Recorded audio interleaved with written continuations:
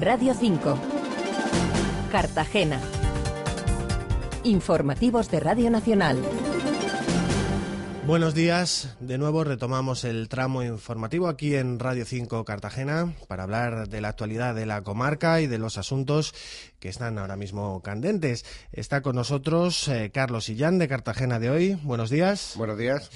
El primero de los asuntos yo creo que es muy llamativo porque aunque sucedió el domingo sigue ahí en nuestra mente y es esos Goyas, esos 6 de 7 nominaciones que ha recibido la película de David Trueba, Vivir es fácil con los ojos cerrados, que está basado en una historia de un profesor, de Juan Carrión, un profesor que ejerce en Cartagena y que fue en los años 60 a conocer a John Lennon y que además cuya inquietud era el conseguir averiguar un tramo de unas canciones que él usaba para dar las clases, efectivamente. Y bueno, yo no sé qué repercusión puede tener esa publicidad, ¿no?, para Cartagena. Bueno, para Cartagena es publicidad porque además Trueba lo ha recalcado cada vez que habla de la película, y sonar el nombre de Cartagena al nivel de lo más alto del cine español es muy positivo.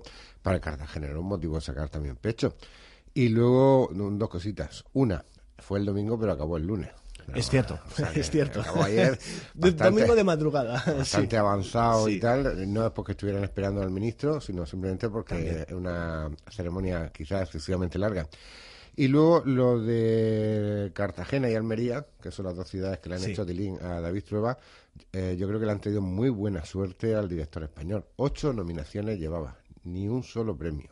Y en esta ocasión la maldición que tenía sobre los premios ha tenido que venir de la mano de Juan Carrión, sí, que lo tuvo a su lado, sí, efectivamente, en el patio de butacas, y ha conseguido, aparte de los 6 premios que ha conseguido la película, pero sobre todo la dirección y especialmente el guión, que es lo que realmente afecta a Cartagena. Sí, en concreto David Trueba ha conseguido esos dos, ¿no?, al mejor director y al mejor guión original. Y también, bueno, también Javier Cámara se ha quitado una de esas cosas que tenía pendiente, que era conseguir un Goya.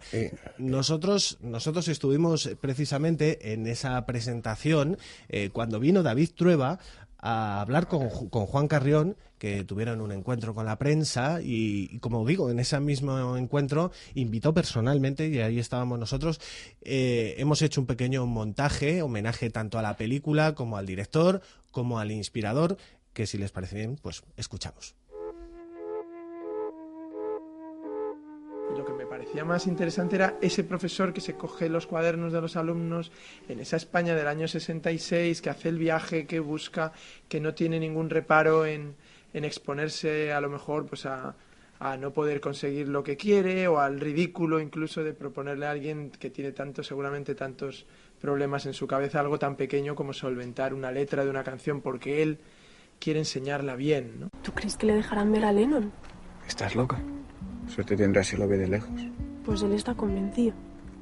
Quería decirle gracias porque estamos usando las canciones. Incluso pensaba que a lo mejor eso estaba prohibido y quería que me asegurara que no pasaba nada, porque por los derechos de autor y todo eso, ¿no? En realidad este viaje luego por los Beatles.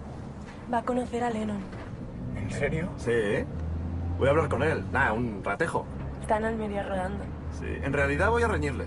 También quería decirle que las letras eran una pesadilla para mí, porque era muy difícil escribir una letra, incluso teniendo el disco. Hay que poner el disco muchas veces para escribir todo el texto, pero luego hay sitios que no se entienden. Yo realmente era bastante experto en Beatles, porque ingleses que había aquí no lograban decirme, decían cosas que no eran.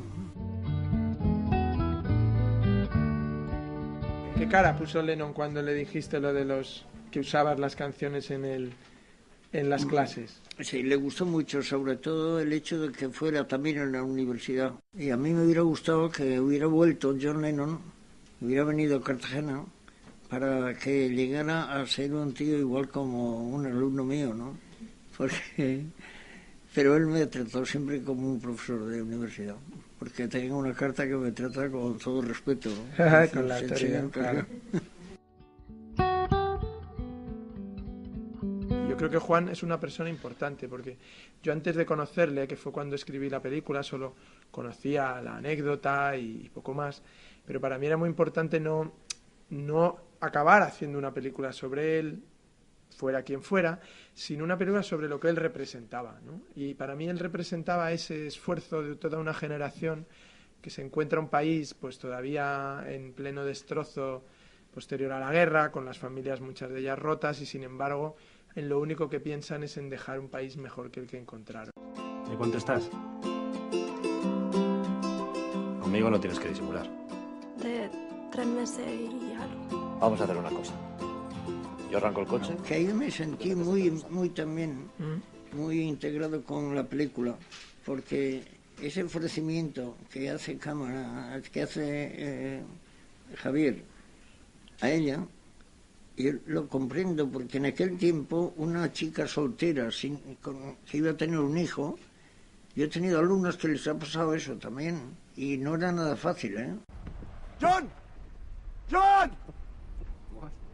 ¡Mr. Lennon! ¡John! Bájese de ahí, hombre, que está haciendo el ridículo. Cuando estrenamos la película me decía un periodista que le había recordado el momento en el que Javier ve pasar el coche, que le había recordado a Bienvenido Mr. Marshall, ¿no? Y digo, bueno, es que un poco la historia de España casi siempre es que te pasan por delante las oportunidades, ¿no? Y quizá el reto está en encontrar cómo al final siempre hay una justicia, ¿no? Y las cosas se logran por otros caminos, pero logran la recompensa. La película es fantástica, y eso se lo estaba deseando decírselo a él en persona. Vosotros esa película no sé si la habéis visto, pero tenéis que verla varias veces, porque está muy bien hecha. Los tipos son fantásticos y rezuma amor, y queda un sabor de boca después de verla, que muy pocas películas lo consiguen. Los Goya son siempre muy difíciles de saber lo que va a ocurrir, ¿no? Y de predecir. Pero yo le he invitado a Juan a que venga, y así, aunque perdamos, por lo menos ya la ceremonia para mí tiene un aliciente, ¿no? Que es que hay alguien que lo disfruta, que es una oportunidad única para él y que está sentada allí. Además así pasa nervios también, que eso es, ¿no? Eso mantiene viva a la gente. Hay que estar en el meollo siempre. ¿Te vas a animar a venir a los Goya? Pues claro, por supuesto. Eso es una orden para mí.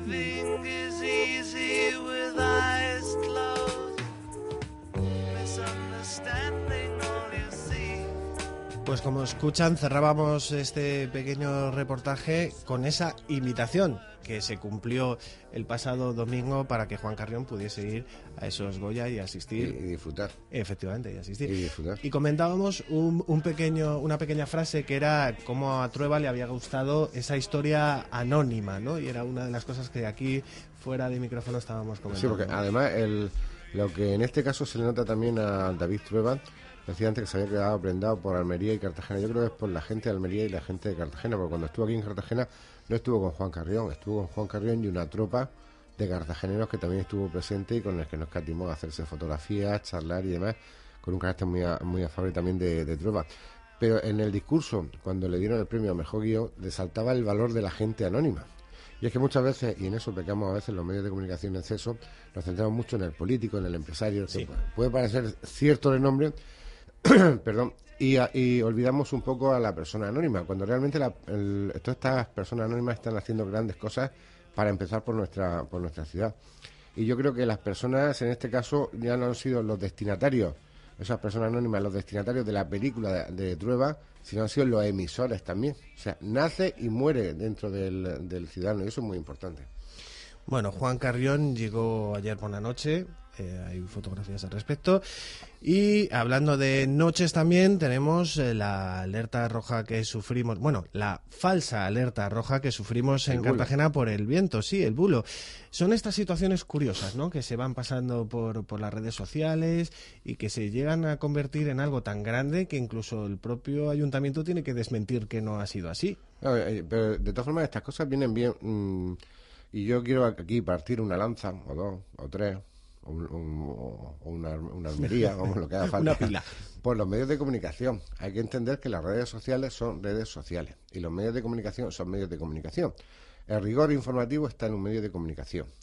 Una red social vale para un círculo concreto, familiar, de amigos y demás, para mantenerse en contacto, pero nunca puede ser un emisor de noticias, porque en unas ocasiones propagará una noticia que es real, pero por la misma vía puede propagar una que no es real. Me refiero a redes sociales, Facebook, Twitter o WhatsApp, entre otras plataformas.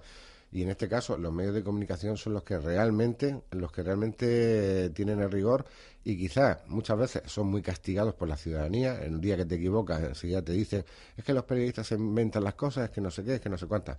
Pero el 99% de las ocasiones no te equivocas, dicen la verdad. Pero nunca van a ser sustituidos por las redes sociales, le pese a quien le pese.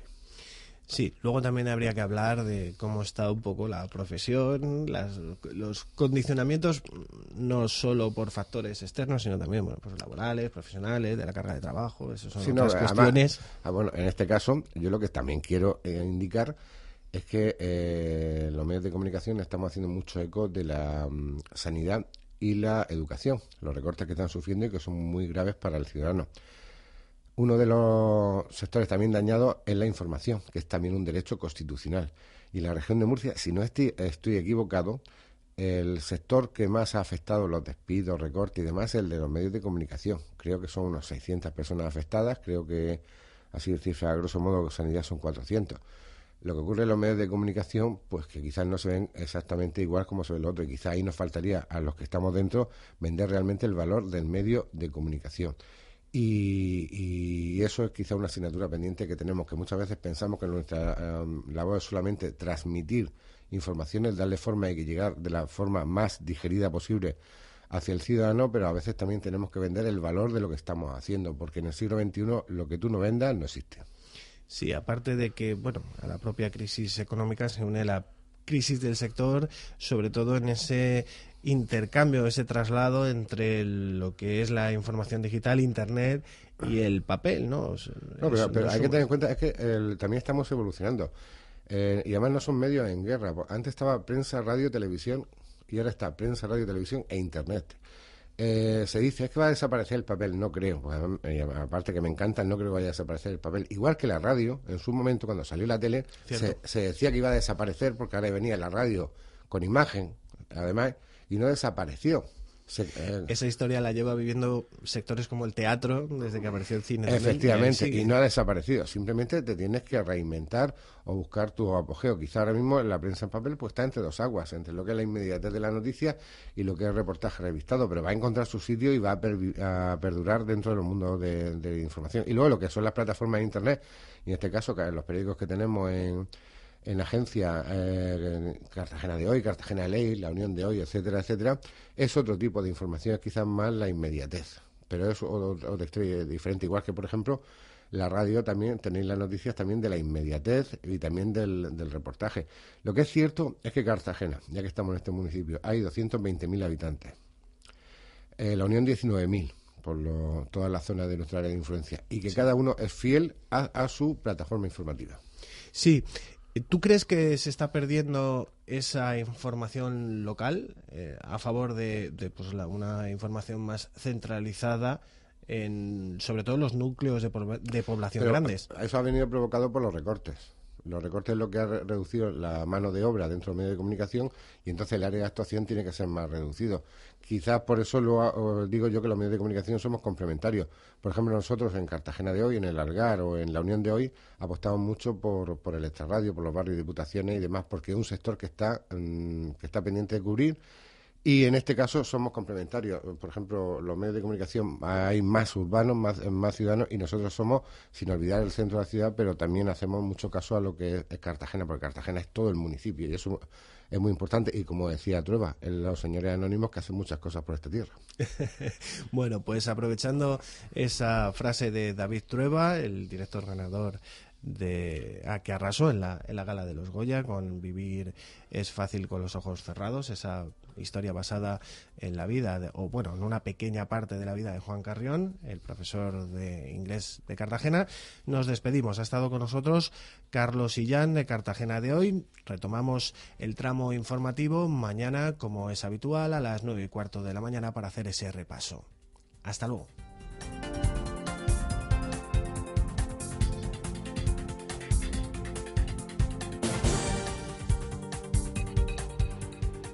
Diez menos cuarto, 9 menos cuarto en Canarias.